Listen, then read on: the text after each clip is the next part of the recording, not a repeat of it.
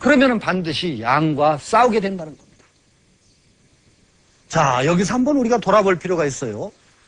임금과 신하라든지 위와 아래가 부당하게 윗사람이 아랫사람을 깔보고 착취하면 그건 부당한 것을 시정해야 됩니다. 반드시 바로 잡아야 돼요. 만약 통치자가 국민을 무시하면 그건 본때를 보여줘야 됩니다.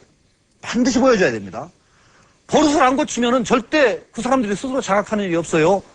민주주의가 쉽게 얻어진 게 아닙니다. 절대로 쉽게 얻어지지 않습니다. 우리는 너무 지금 쉽게 얻으려고 하는데 서양에서는 민주가 이루어지기 위해서 맨 왕들이 길로틴 같은 데서 목이 잘렸습니다.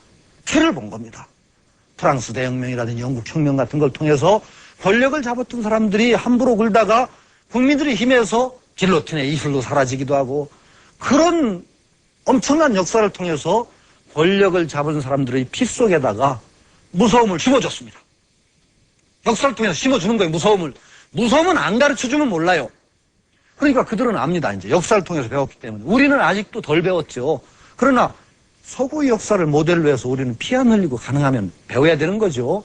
그러나 그 과정에서 조그만 일들은 권력은 잡은 이들이 함부로 하다가는 반드시 크게 다친다는 것을 가르쳐줘야만 됩니다. 그러면 그들 스스로 그러지 않으면 깨닫지 못합니다. 자, 물론 그래서 그런 것들이 부당한 착취라든지 억압이 있으면 그건 반드시 바로잡아야 되지만은 그 구조 자체가 없어질 수는 없을 거예요. 어떤 사람이 앞에 나서야 되는 사람이 있고 제가 전 강의에서 그걸 역할이라고 그랬죠. 각자의 역할을 맡는다. 역할은 필요해요. 그런데 역할을 뒤집고 신하가 임금하고 동등하게 맞먹어서 싸운다. 이건 비극일 수가 있죠. 그러면 어떻게 되느냐? 반드시 양쪽이 다 다칩니다. 그래서 천현지황이니까 하늘은 검고 땅은 누르다 그랬어요. 피가 흐르는데 검은 피 누른 피가 다 흘러요. 그건 뭐냐? 음과 양이 다 다친 겁니다. 그런 사태가 일어나면 절대 어느 한쪽이 무사할 수가 없고 양쪽이 다 다쳐버립니다. 우리는 사회 질서를 올바로 짜야 된다는 것과 질서 자체가 없어야 된다는 거하고는 얘기가 다릅니다. 그렇죠? 윗사람과 어떤 리더 필요할 때가 있고 따르는 사람 뒤에서 받쳐주는 사람이 필요할 때가 있어요. 이것이 부당하게 위에 앞서 나선 사람이라든지 드러난 사람들이 부당하게 자기가 스스로 잘난 줄만 알고 아랫사람을 깔보거나 착취하거나 무시하거나 그럴 때는 바로 잡아야 되지만은 그것이 동등하게 맨날 싸워져 가지고서는 정말 양쪽 다 다치고 양쪽 다 손해를 보는 거죠. 그렇게 되지 않도록 우리가 애를 써야 됩니다. 그렇게 되지 않도록 미리 손을 써두지 않으면은 역사가 부러집니다. 스무스하게 고쳐가며 나가는 게 아니라 혁명 이런 걸로 해서 뚝뚝 부러져가면서 그 안에 많은 사람들이 다치는 불행한 역사가 올 수 있죠. 그렇게 되지 않도록 우리가 적절하게 위아래의 어떤 구조라든지 이것을 각자 역할을 맡은 바를 다 한다는 생각으로 짜나가는 지혜가 필요하지 않을까 싶어요. 그리고 가정이라든지 거기에서도 의미여양 필전입니다. 그 부인과 남편이 맞먹는다? 그 말이 안 되는데 하여튼 많이 싸우죠? 부부싸움 안 하고 사시는 분. 그 희한한 분들이죠. 부부싸움도 참 갖가지 부부싸움이 다 있다네요. 그 의무여양인지 요새는 양이 거꾸로 눌리는지 그건 모르겠어요. 근데 부부싸움 하는 양태를 보면 음이 센가 양이 센가는 드러난다죠. 여자가 꽉 잡고 있는 집에서는 남편한테 막 폭언을 퍼붓는다네요. 나가 죽어라 그런대요. 근데 그 남편이 꽉 잡고 있으면 날 죽여 그런다는데. 그러고 되게 이게 의무여양인지 비등비등하면 너 죽고 나 죽자 그런다는데. 그게 맞을지 모르겠네요. 하여튼 그러나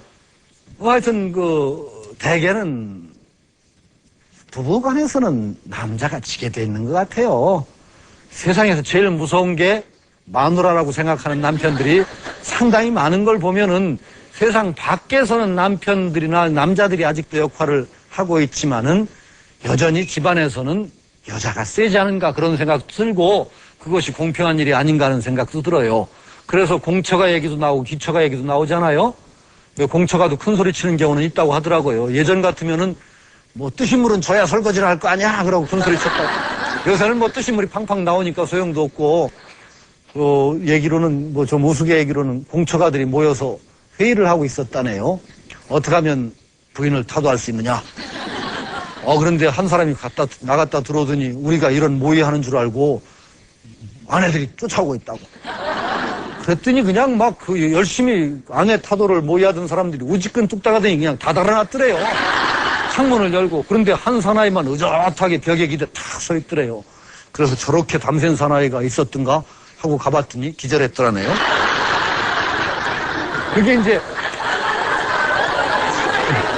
그게 기척합니다.